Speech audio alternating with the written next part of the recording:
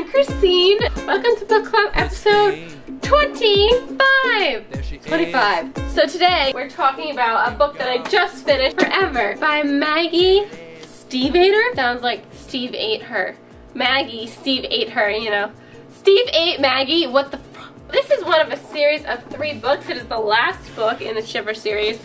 Shiver being the first book, and Linger being the second book, and then Forever being the 3rd and final book. Right now we're going to talk about Forever. Now, as I so wisely theorized, Forever has red print. Like all the other books, it's had like the color of print. On the scale of these 3 books, this one's definitely my favorite book. A lot of Cole, a lot of Isabel, and that made me happy because Sam, seriously, will go on and on about the most irrelevant things. Oh, I went to the police station. On the ground, there was a piece of dust. The piece of dust was brown, and it was unusual that it was brown, and it was next to a speck of mustard, and that speck of mustard must have gotten there 10 months ago when someone dropped mustard from a hot dog. But, you know, none of that really matters because it's irrelevant to the plot and it's not a mystery. Shut up, Sam, and just get on with it because no one cares. Maybe some people care about the speck of dust and stuff. Really, it's a meaningless observation that has nothing to do with the novel, and I know it's trying to be like, you know, that's his point of view. He always, like, notices all the little things, but come on, I'm gonna fall asleep. Let's get to another Cole or Isabel chapter before I slap something. So Grace chapters, Grace was tolerable, but still, I didn't want to listen to her. And I just loved Isabel in this book, and I loved Cole in this book.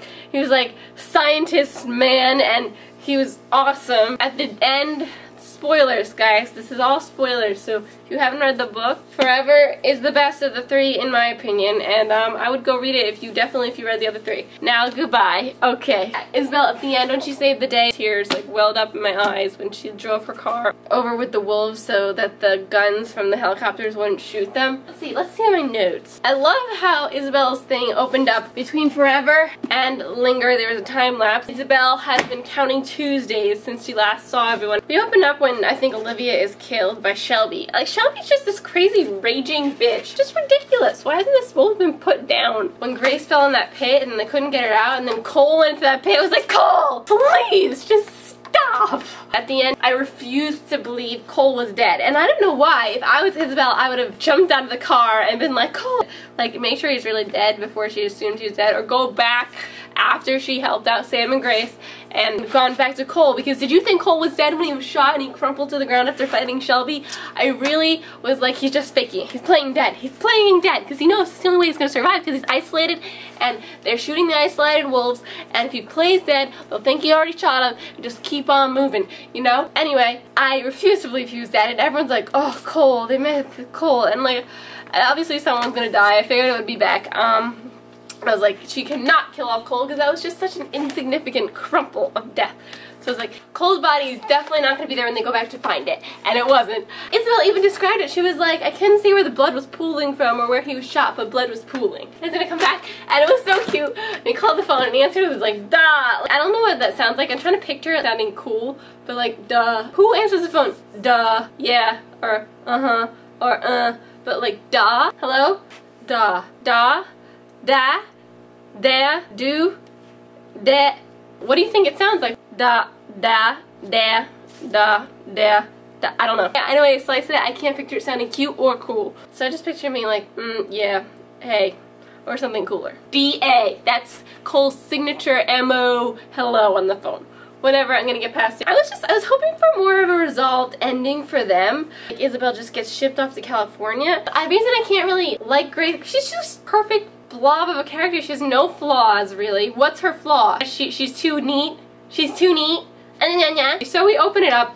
Isabel is counting Tuesdays. I measured time by counting Tuesdays. 3 Tuesdays until school was out for the summer. 7 Tuesdays since Grace had disappeared from the hospital. 55 Tuesdays until I graduated and got the hell out of Mercy Falls. 6 Tuesdays since I'd last seen Cole Sinclair. And I was like, oh! The whole thing about her parents. I love her chapters. Grace shifts, like, pretty soon in the beginning of the book, right? And she goes to that bait and tackle shop. She calls up Sam.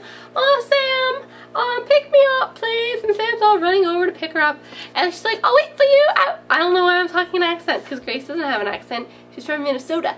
Sota. I don't know what their accent is, so I'm not going to try to do it. She's like, oh, I'll wait for you outside. Okay, Grace, let's just think about this for a second, I thought you were a logic lady. Apparently, you're overlooking the fact that it's colder outside and you have more of a chance of shifting out there. And don't you want to stay human so when Sam comes, you'll be human? I don't understand. I was just like, you're so stupid. Anyway, she shifts before he can come. Big surprise there. Sam and singing his songs and sitting in the bathtub. Good for you, Sam. Getting over your fears. But you know what? Let's not sit there forever. Grace. I miss Sam. Sam miss. Like, shut up, Grace. No one cares. You're with Sam. I want to call Rachel. I want to call my parents. Okay, so call them. Just shut up. Her parents are just so annoying too. Sam murdered Grace. Come on. So we have the whole Olivia dying thing. And I don't know if you're meant to feel anything for Olivia or if we're meant to be in like Grace's position, because Grace doesn't feel anything. But I felt nothing. Like, I was just like, okay, next. Because I knew Olivia wasn't going to really come into it. Grace kept being like, oh, where's Olivia? And it's like, there's too many characters. She's not going to, there's no room for her in the storyline. Because then we're going to have to solve this whole Olivia's a wolf problem over the whole, all the wolves are going to be murdered problem. And it's just, there's not enough time in this book. It's not big enough. There's a little passage that I found amusing. So Grace wakes up in Sam's house. I felt like camp when I woke up. When I was 13, my grandmother had paid for me to go for summer camp for 2 weeks. Camp Blue Sky for girls. I loved it. 2 weeks with every moment planned out, every day accounted for, ready-made, purpose-printed out on 8.5 by 11 flyers poked in our cubbyholes each morning. Yeah, Grace, you would like that. You would like that. Stop. So my favorite part of the book is an Isabel chapter. It's chapter 42. I love how Cole goes over and consoles her and then gives her that kiss and she's like, if I loved you, I'd kiss you like this, and they're so cute. Developing as characters, better forms of themselves, and it's just great. And to see this nice character development proceed through the two, Linger and Forever, and how Sam and Grace are just boring and nothing ever changes. At the end, Grace is like, this Grace would never survive like this, and this Sam would never, like, you're exactly the same. I don't see any change. So, shut up. Just, why are you the main characters? I live now. No, I'm sorry, I'm hating so much on the two main characters, but I don't know, they're so annoying. Back to Isabel and my favorite chapter. Isabel comes in and she's like, where's Sam and Grace? He's like, Ringo left in his car a few hours ago. He must have taken Grace with him. I don't know where they went. You didn't ask? We're not married.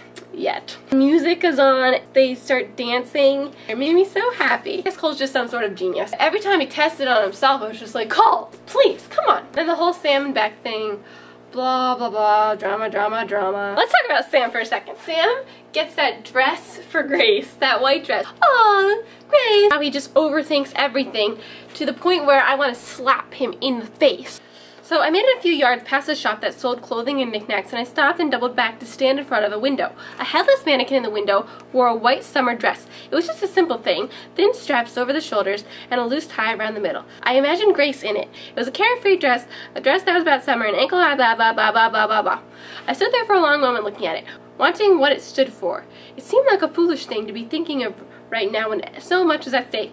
You know what, Sam, it's just a dress. Just get the dress if you want it. But that's not it. That's not all. 3 times I shifted my weight, about to step off, to go back on my way.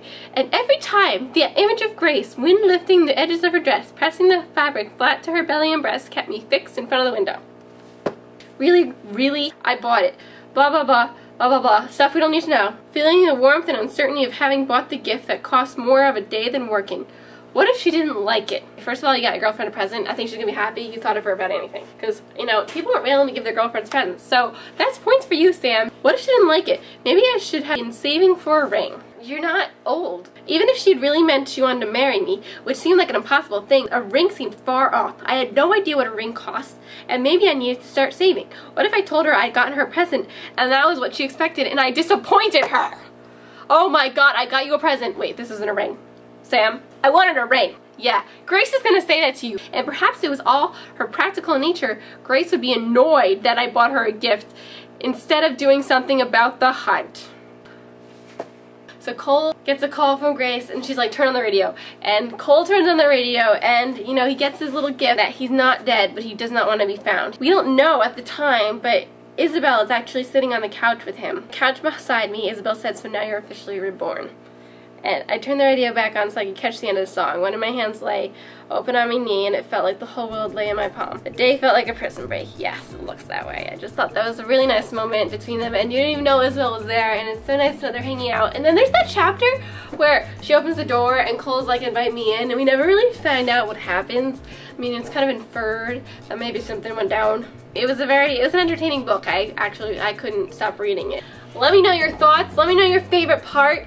And if you were annoyed as much as I was by especially Sam, who is your favorite point of view to read from? Yeah, so thanks for watching. You're awesome. If you want to follow me on Twitter, it's at XTINEMAY. Everything else, the links are down there. We've got Tumblr and Facebook and Google Plus if you have Google Plus. Yeah, cool. Okay, I'll see you next time. You're awesome. Peace out. Read forever. Bye.